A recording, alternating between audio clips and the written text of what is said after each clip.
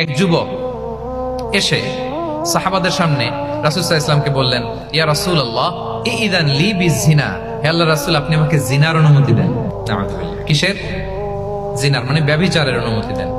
ব্যভিচার বা জিনার অনুমতি দেন। আশেপাশের সাহাবারা তো রেগে মেগে আগুন।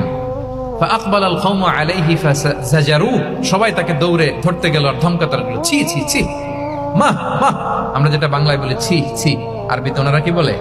মা মা, ছি ছি, কি বলো তুমি? লজ্জা শরমের মাথা খেয়ে তুমি রাসূলুল্লাহর দরবারে এসে বলতেছো, হে আল্লাহর রাসূল আপনি জিনার অনুমতি দেন।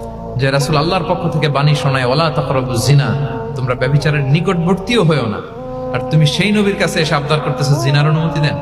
তারা যখন তেরে আসলো এই যুবকের দিকে, রাসূল সাল্লাল্লাহু আলাইহি ওয়াসাল্লাম তাদেরকে থামালেন, বললেন যে তোমরা থামো, যুবককে ডেকে আনো আমার কাছে। যুবককে নিয়ে আসা হলো। রাসূল সাল্লাল্লাহু আলাইহি ওয়াসাল্লাম তাকে পরম আদরে কাছে টেনে নিলেন। এবার তাকে জিজ্ঞেস করলেন, তুমি জিনার অনুমতি চাও না? বলে যে ইয়া রাসূলুল্লাহ জি, জিনার অনুমতি চাই। তখন রাসূল সাল্লাল্লাহু আলাইহি ওয়াসাল্লাম বললেন, তুমি আমাকে উত্তর দাও তো, তুমি বলো তো, তুমি কি পছন্দ করবে যে কোনো পরপুরুষ তোমার মায়ের সাথে এই জিনাটা করুক?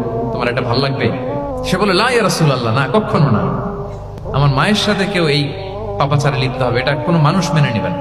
আমি কেন, কেউ মেনে নিবে না।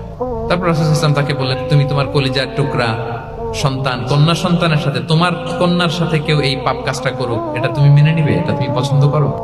সে বলল, লা ইয়া রাসূলুল্লাহ, হে আল্লাহর রাসূল কোশ্চিন কালো না, কখনো মানবো না, আমার মেয়ের সাথে কেউ এই কাজ করবে আমি কখনো মানবো না। রাসূল সাল্লাল্লাহু আলাইহি ওয়াসাল্লাম আবার তাকে প্রশ্নবাণে জর্জরিত করতে লাগলেন। আবার বললেন, তুমি কি তোমার প্রিয় বোনের সাথে কেউ এটা করুক, এই পাপাচারে লিপ্ত হোক, জিনা করুক, পছন্দ করবে? তোমার বোনকে কেউ এরকম করবে, অপমান করবে, এটা চাইবে তুমি?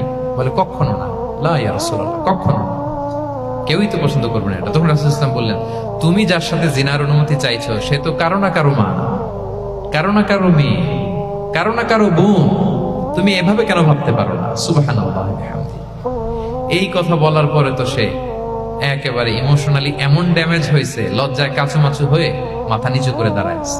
তখন রাসূল ইসলাম তার পিঠে একটা আলতো চাপড় মারলেন, পরম মমতায় আলতো চাপড় দিয়ে তার জন্য দোয়া করলেন, আল্লাহুম্মা গফির যামবাহ ওয়া তাহহির কলবাহ ওয়া হাসসিন ফারজাহ। আল্লাহ তুমি এই যুবকের পাপ মোচন করো, আল্লাহ তুমি তার অন্তরটাকে পরিশুদ্ধ করো, আল্লাহ তুমি তার চরিত্রটাকে নিষ্কলুষ করো।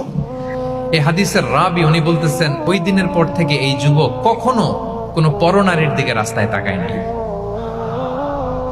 তাকে যখন এইভাবে রাসূল সাল্লাল্লাহু আলাইহি ওয়াসাল্লাম প্রেজেন্টেশন করলেন, হাদিসের বর্ণনাকারী বলেন, এরপরে আমরা কোনোদিন তাকে পরনারীর দিকে তাকাতে দেখি নাই।